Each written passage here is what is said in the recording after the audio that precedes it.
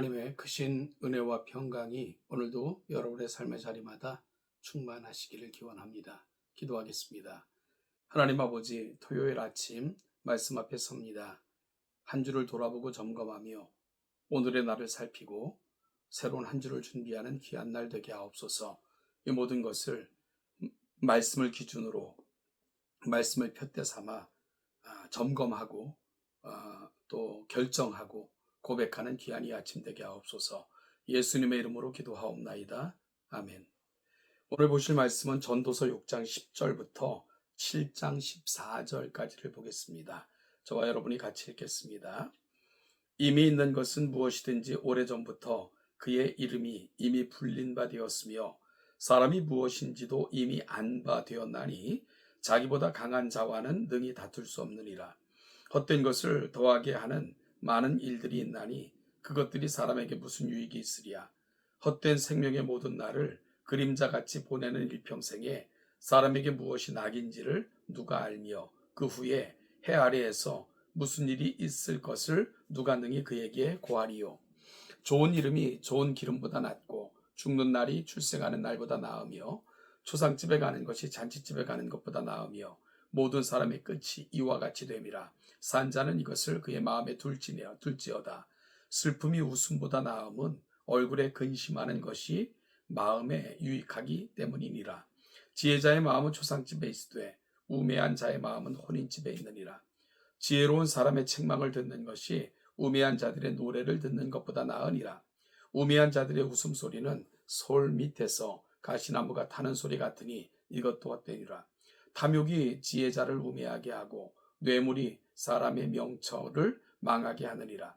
일의 끝이 시작보다 낫고 참는 마음이 교만한 마음보다 나으니 급한 마음으로 노를 바라지 말라. 노는 우매한 자들의 품에 머무름이니라. 옛날이 오늘보다 나은 것이 어쩌미냐 하지 말라. 이렇게 묻는 것은 지혜가 아니니라. 지혜는 유산같이 아름답고 햇빛을 보는 자에게 유익이 되도다. 지혜의 그늘 아래에 있음은 돈의 그늘 아래에 있음과 같으나 지혜에 관한 지식이 더 유익함은 지혜가 그 지혜 있는 자를 살리기 때문이니라. 하나님께서 행하시는 일을 보라. 하나님께서 굳게 하신 것을 누가 능히 곧게 하겠느냐. 형통한 날에는 기뻐하고 곤고한 날에는 되돌아보아라. 이 두 가지를 하나님이 병행하게 하사 사람이 그의 장래일을 능히 헤아려 알지 못하게 하셨느니라. 아멘.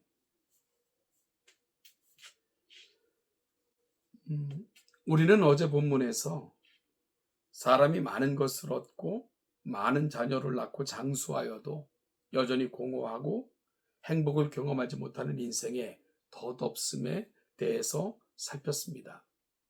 이와 같은 것들을 악한 병이라고까지 전도자는 표현했습니다.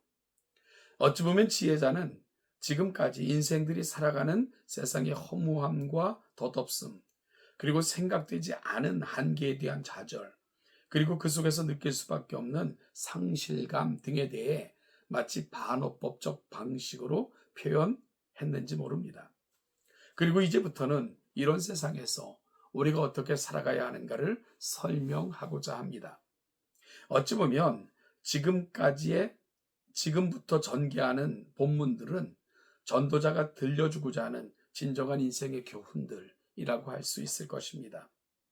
먼저 6장 9절 10절 이하에서는 인생의 수많은 문제들 앞에 답을 줄 수 있는 자가 누구일까를 물으면서 새로운 국면으로 독자들을 이끌 그런 준비를 하고 있는 것을 보게 됩니다.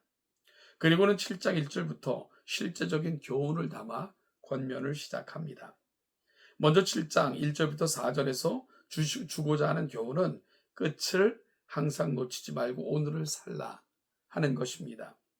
지혜자는 좋은 이름이 기름보다 낫다는 말을 통해 많은 재물보다 좋은 평판을 얻는 삶이 값지다라고 말합니다. 또한 죽는 날이 출생하는 자보다 낫다라는 말을 통해 이 세상에서 고난과 고통의 시간이 기다리고 있는 시작보다 이 모든 것을 마친 후에 인생의 홀가분함에 대해서 말을 합니다. 그래서 지혜자의 마음은 추상집에 있고 우매자는 잔치집에 있다는 비교를 통해 현세의 기쁨과 즐거움을 추구하는 것보다 진지하게 인생의 끝지점을 묵상하며 오늘을 사는 것, 이것이 바로 지혜 있는 인생이 가는 길이라고 말하고 있는 것입니다.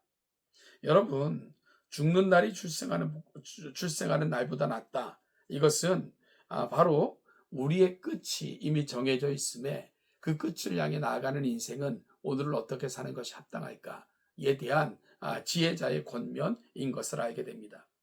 5절부터 6절에서는 지혜자의 책망을 귀히 여기고 경박한 우매자의 헛된 웃음소리와 춤보다 훨씬 값지고 귀함을 말씀하고 있는 것을 듣게 됩니다. 우매자들의 춤과 노랫소리는 솔 밑에서 가시나무가 타는 소리 같아서 곧 사라질 의미 없는 것들이기 때문이라는 것입니다.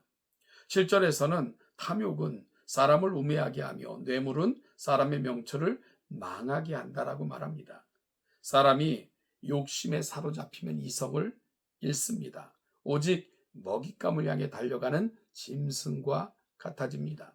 또한 뇌물을 탐하는 자는 마음의 깨끗함을 잃게 되고요. 분별력을 잃게 만들어 결국은 멸망에 이르는 길로 인도하고 맙니다. 8절부터 10절은 몇 가지 삶의 지혜를 나눕니다. 8절에서는 시작은 있고 끝이 없는 것에 어리석음을 말하고 있으며 교만한 마음에 쉽게 입을 열고 말을 하는 것보다 조금 지체하더라도 인내하며 기다리는 지혜가 더 지혜로운 삶인 것을 오늘 전도자는 거듭해서 말을 합니다. 9절에서는 급한 마음으로 노를 바라지 말라고 말하면서 노는 우매한 자의 마음에 머문다는 너무나도 절박한 진리를 말해줍니다. 급한 마음으로 무언가를 판단하고 결정하면 실수하기 쉽죠. 그리고 사물을 옳게 이해하기가 어렵습니다. 그러다 보면 쉽게 자신의 기질을 놓치기 쉽고요. 다름도 나와 다르다는 이유 때문에 누군가를 향한 노가 됩니다. 비판이 되고 결국은 노를 바라게 되어 그 사람의 마음까지도 황폐케 만드는 것, 우리는 늘 경험하는 이치입니다.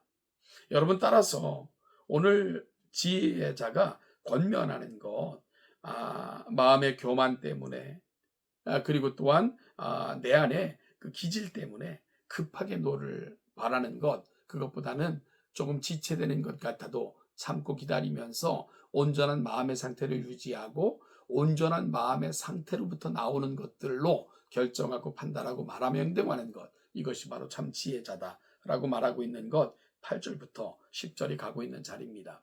10절은 옛날이여를 외치는 인생의 어리석음에 대해 말합니다. 지혜자는 오늘을 사랑하며 오늘의 더 큰 가치를 부여하며 사는 인생이 지혜자다라고 말을 합니다.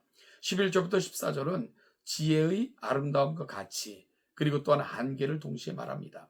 11절 12절에서 지혜자는 지혜의 아름다움과 가치를 다음과 같이 노래합니다. 지혜는 유산같이 아름답고 햇빛을 보는 자에게 유익이 된다라고 합니다.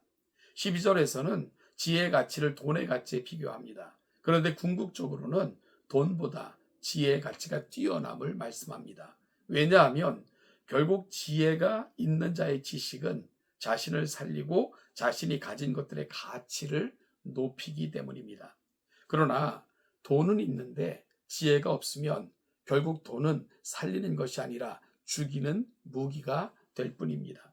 따라서 지식이 지혜자의 품에 머물면 돈이 어리석은 자의 품에 머무는 것보다 훨씬 더 강력하고 유익하다. 오늘 본문은 그렇게 말씀합니다.